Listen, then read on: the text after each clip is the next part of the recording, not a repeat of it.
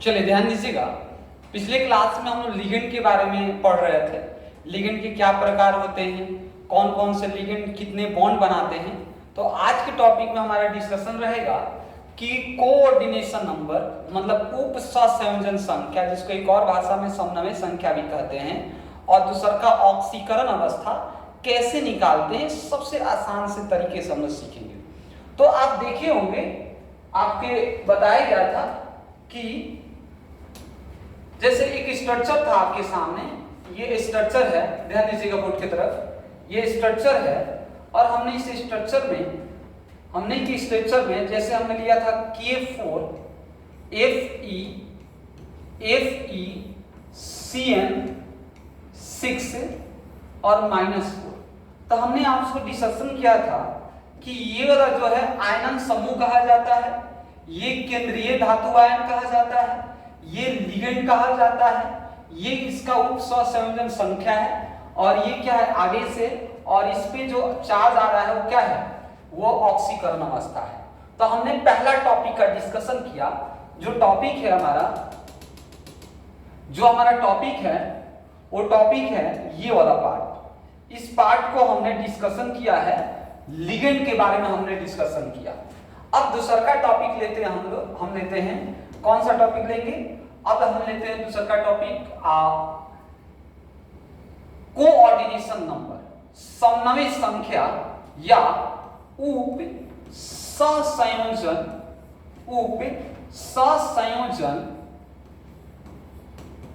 सहसंयोजन संख्या। इसको हिंदी इंग्लिश में बोला जाता है कोऑर्डिनेशन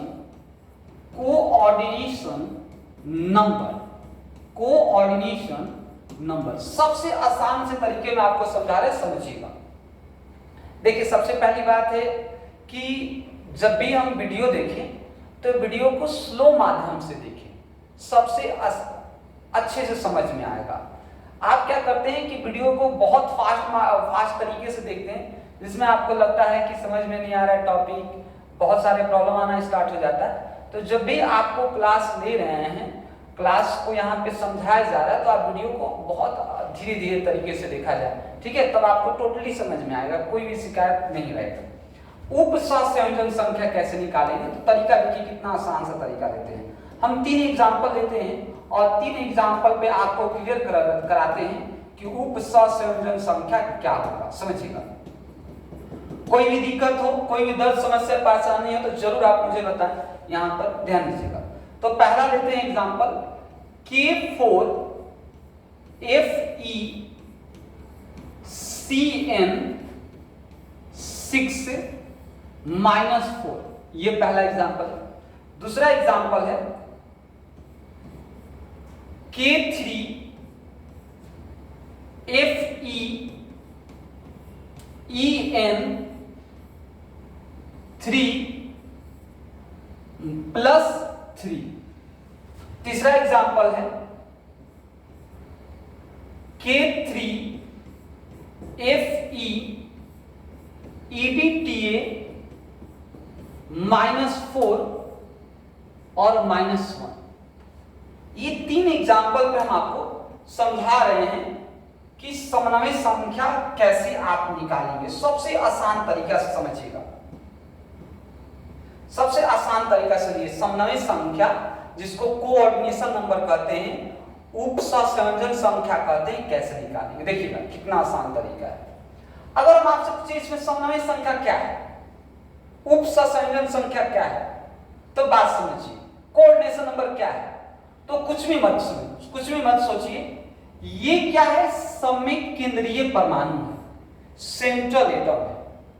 सेंट्रल एटम के जस्ट बगल में होता है लिगेंड, जस्ट बगल में क्या होता है, लिगेंड होता है, ठीक है। लिगेंड का जितना संख्या होगा उसको आप एक बार देखिए। तो देखिए FeCN है और Cn का संख्या कितना है, 6 है।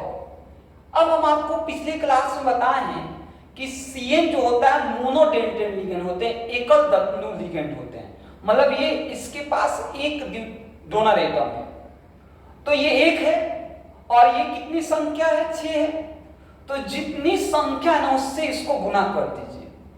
तो ये कितने के साथ बॉन्ड बनाता है, 1 के साथ बॉन्ड बनाता है, और ये कितना है, 6 है। तो आप कहेंगे कि इसका जो कोऑर्डिनेशन नंबर होगा, कोऑर्डिनेशन नंबर उप सहसंयोजक कितना होता है, 6 होता है। कैसे 6 है फिर से समझिएगा। हम क्या बोले, केंद्रीय धातु आयन से जो लिगेंड होता है, लिगेंड का जो संख्या होता है वही समन्वय संख्या होता है, कोऑर्डिनेशन नंबर। लेकिन किस पे निर्भर करता है, ये निर्भर करता है इस पर कि ये क्या है, मोनोडेंटेंट है, बाइडेंटेंट है, ट्राइडेंटेंट है, टेट्राडेंटेंट है, पेंटाडेंटेंट है या हेक्साडेंटेंट है। मतलब एक दंतु लिगेंड, द्विदंतु लिगेंड कौन सा है। तो जितना दंतु लिगेंड होगा ना वो इससे गुना हो जाएगा। तो CN क्या है, CN है मोनोडेंटेंट लिगेंड, मतलब उसका वैल्यू 1 होता है। तो 1 को 6 से गुना किए तो कितना आ गया, 6 आ गया। आते हैं तो आप अगर आपसे पूछे K4FeCN6-4 में कोऑर्डिनेशन नंबर कितना, 6। अब नेक्स्ट देखिए, क्वेश्चन बहुत सारा आपके नोट्स में दिया हुआ है या क्वेश्चन कराएंगे भी, कोई टेंशन मत लीजिए। अगला समझते हैं। अब बताइए EN, ये क्या है, केंद्रीय धातु आयन है, इसके बगल में ये लिगेंड है, लिगेंड का संख्या कितना है, 3 है। अब बताइए EN क्या है, मोनोडेंटेंट है, बाइडेंटेंट है, ट्राइडेंटेंट है, टेट्रा है। तो आप कहेंगे सर मोनो द्विदंतु लिगेंड है, बाइडेंटेंट लिगेंड है। देख लीजिए आपके नोट्स में दिया है। तो बाई का मान के वो 2 मान होता है, तो 2 और बाहर में कितना है, 3। तो 2 और 3 से मल्टीप्लाई करेंगे तो कोऑर्डिनेशन नंबर कितना आ जाएगा, इसका कोऑर्डिनेशन नंबर आ जाएगा 6। कितना आ जाएगा, 6 आ जाएगा। आते हैं फिर अब इसमें देखिए EDTA 4-। अब बताइए ये तो केंद्रीय धातु आयन है, इसके बगल में क्या है, EDTA। EDTA नीचे में कुछ है, तो आप सोचेंगे नीचे में कुछ भी नहीं, बच्चा सबसे बड़ा गलती यही पे करता है, सर कुछ भी नहीं तो कोऑर्डिनेशन नंबर 1 नहीं बालक, कोऑर्डिनेशन नंबर 1 नहीं। पहले समझो इसको क्या किया है। अभी हम बताएं कि EDTA जो 4- होता है वो क्या होता है, षष्ठ दंतु लिगेंड होते हैं। इसका अपना मान कितना, खुद का 6 मान है। कितना है, खुद का 6 मान होता है, और नीचे में कुछ है नहीं है। तो आप कहेंगे इसका कोऑर्डिनेशन नंबर कितना, तो इसका कोऑर्डिनेशन नंबर कितना सर, 6। कोई दिक्कत, तो कोऑर्डिनेशन नंबर समझ में आया। आगे बढ़ते हैं। अब सर थोड़ा सा और कुछ एग्जांपल बता दीजिए तो समझते हैं। जैसे हमने आपसे बोला कि देखिए बताइए K2PtCl4-2 में कोऑर्डिनेशन नंबर, समन्वय संख्या का मान क्या होगा। तो आप देखिए ये क्या है, केंद्रीय धातु आयन है, इसके बगल में क्या है, लिगेंड है, लिगेंड के नीचे क्या है, 4 है। अब कोई बच्चा कहे सर कभी आप ब्रैकेट में कर रहे हैं इसको, और कभी आप सर बिना ब्रैकेट का कर रहे हैं। तो देखिए ब्रैकेट और नॉन ब्रैकेट का मतलब क्या है, जो प्रबल लिगेंड होते हैं उसको हम ब्रैकेट में लिखते हैं, आने वाले टाइम में पढ़ा जाएगा। जो प्रबल लिगेंड होते हैं उसको क्या में लिखते हैं, ब्रैकेट में लिखते हैं, और जो दुर्बल लिगेंड होते हैं वो क्या होते हैं, ब्रैकेट में नहीं होते हैं। ठीक है। अब कहेंगे सर प्रबल वाला कौन सा, बता देते हैं, रुक जाइए 1 सेकेंड, इसमें हमको समय दीजिए। तो Cl हम मानते हैं अभी दुर्बल है, वीक लिगेंड है, तो Cl को ब्रैकेट में लिया। अब आपको पता होना कि Cl मोनोडेंटेंट है, एकल दंतु लिगेंड है कि क्या बाइडेंटेंट है। तो आपको पता है Cl एकल दंतु है और कितना है, 4 को, तो समन्वय संख्या कितना, 4।